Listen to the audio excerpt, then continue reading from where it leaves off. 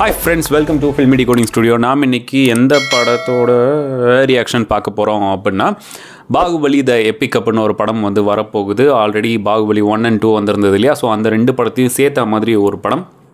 இது வந்து ரீகட்லாம் பண்ணி மறுபடியும் எடிட்டிங் பேட்டர்ன்ஸ் எல்லாம் கொஞ்சம் சேஞ்ச் பண்ணி ஸோ ரொம்ப சூப்பராக வந்திருக்கு அப்படின்னு வந்து இன்சைட் டாக்ஸ் இருக்குது. அந்த படத்தோட அஃபிஷியலான ஒரு டீசர் தான் வந்திருக்கு. அந்த டீசரை தான் நாம் இப்போ பார்க்க போகிறோம். இந்த டீசர் வந்து 7 மணி நேரம் ஆச்சு. ஓகே, இப்போ தான் நான் பார்க்குறேன். ஸோ வாங்க பார்க்கலாம். இதோட டீட்டெயில்ஸ் எல்லாமே உங்களுக்கு முன்னாடியே தெரியும். எனக்கு ரொம்ப ரொம்ப பிடிச்ச படம். இந்தியன் சினிமாவை வந்து நெக்ஸ்ட் லெவலுக்கு எடுத்து போன படம். எஸ், அதுக்கு முன்னாடி நிறைய படங்கள் வந்தது. இருந்தாலும் இந்த படம் வந்து அடுத்த ஒரு விஷனாக வந்து ரொம்ப சூப்பராகவே வந்திருந்தது. இன்ன வரைக்கும் பாகுபலி மாதிரி படம் இங்கே வரலையே அப்படின்ற ஒரு ஃபீல் தான் வந்து எல்லாத்துக்கும் இருக்குது. அது சினி இண்டஸ்ட்ரிக்குள்ளேயுமே இருக்குது. ஸோ அந்த மாதிரி ஒரு படம் ரீடிஃபைன் அப்படின்னு சொல்லுவாங்கள்ல, ஸோ அந்த மாதிரி ஒரு படம் எனக்கு ரொம்ப பிடிச்ச படம். வாங்க இந்த படத்தோட டீசர் பார்க்கலாம். 3, 2, 1 கோ. புது டீசராக இருக்குமா இல்லை பழசு தானா? 10 years ago, a story redefined Indian cinema. 2 films, 1 name. செம்ம ஃப்ரேம்ஸ் இதெல்லாம்.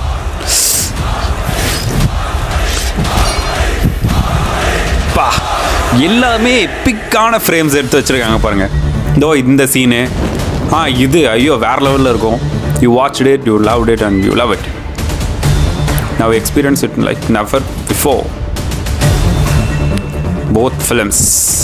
இந்த சீன்லாம் வேறு லெவல். ரீமாஸ்டர் அண்ட் ரீகட் சொன்னல. Unforgettable experience. இந்த சீன்லாம் எனக்கு ரொம்ப பிடிச்ச சீனு.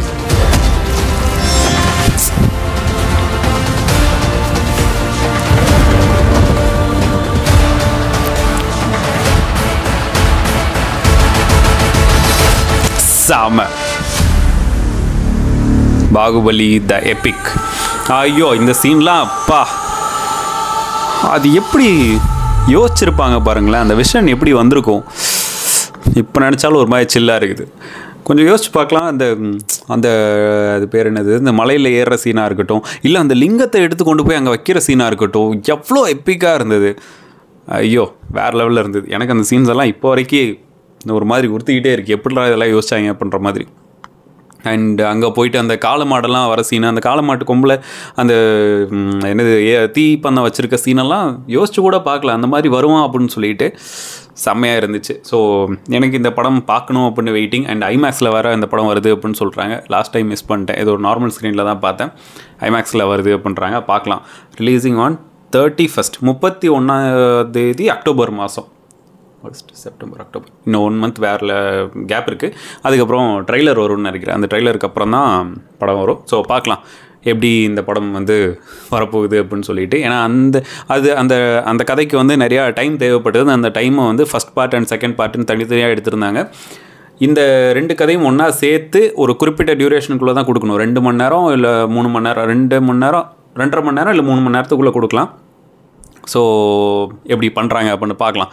அண்ட் புது கட்ஸ் எல்லாம் கூட இருக்குது அப்படின்னு சொல்லியிருந்தாங்க. ஸோ பார்ப்போம்.